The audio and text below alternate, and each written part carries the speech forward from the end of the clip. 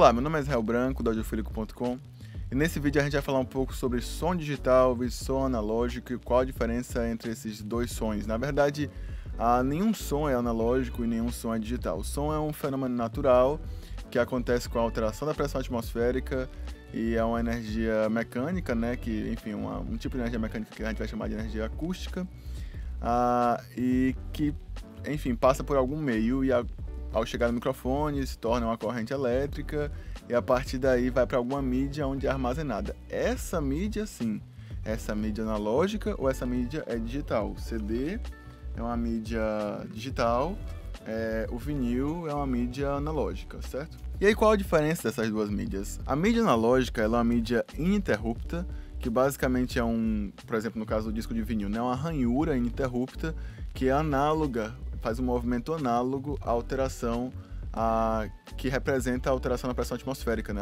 O som em si como fenômeno físico.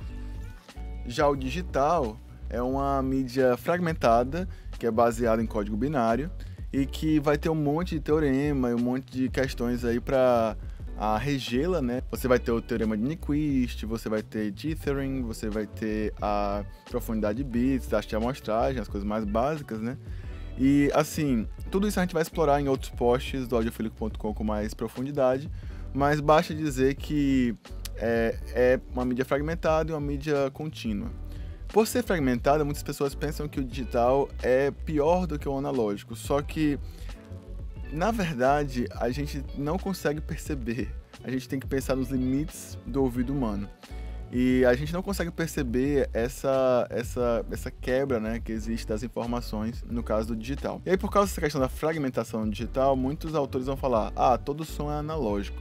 Só que assim, nessa definição que a gente usou aqui, na verdade, analógico é a mídia, né, e não o som em si. E as pontas da cadeia sempre são analógicas. Os microfones, por exemplo, apesar de terem alguns microfones que são digitais, né, na verdade é porque eles têm um conversor de analógico para digital dentro deles. Mas no momento em que realmente bate no diafragma o som, essa batida gera um sinal analógico, não gera um sinal digital, né? Então nessa ponta ele é analógico. Ao mesmo tempo também na caixa de som, você tem que converter, se você tiver com sinal digital, você tem que converter para analógico para a caixa de som poder exibir. Então as pontas são analógicas sempre.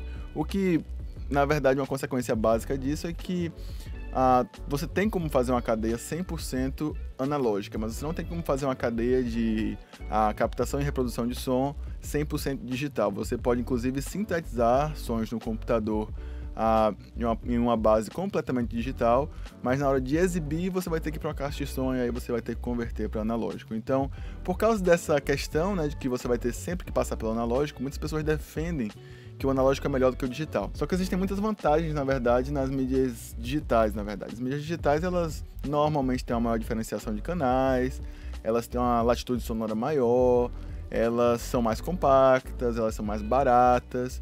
Então, tem poucas vantagens, na verdade, absolutas que você pode encontrar na mídia analógica. Uma dessas vantagens é que a mídia analógica, ela dura por muito tempo, né?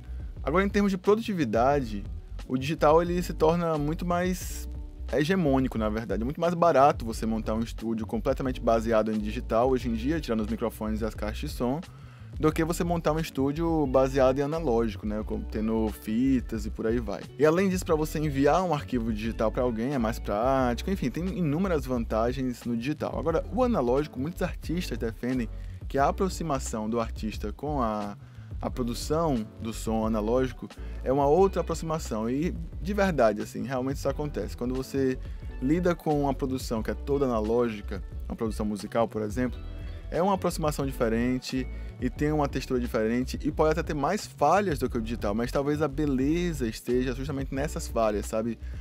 Nós somos humanos, né? E talvez a nossa criatividade esteja também nas nossas falhas, para falar a verdade. E na exibição você também tem outras questões também. A maioria das pessoas hoje vai consumir áudio em digital, né? As pessoas vão consumir em geral por meio da internet, na verdade, mas algumas pessoas ainda vão tentar consumir por meio do CD, né? Comprando CD e tal. Algumas pessoas preferem ter CD. Só que existe um nicho ainda que prefere fazer isso por meio do vinil, por meio da fita cassete também e tal. E existem várias questões ideológicas para você lidar, né, com o vinil, lidar com o CD. E, enfim, a gente vai explorar um pouco mais disso em um outro tópico, mas basicamente a diferença entre digital e analógico é essa, eu espero que tenha ficado claro. Então é isso, na verdade é só um básico, só para você entender, espero que você tenha entendido qual a definição de mídia digital e mídia analógica. E para falar a verdade, é só uma introdução, a gente vai explorar muito mais isso aqui. E se você tem alguma dúvida sobre isso, coloca aí nos comentários, se eu puder responder eu respondo.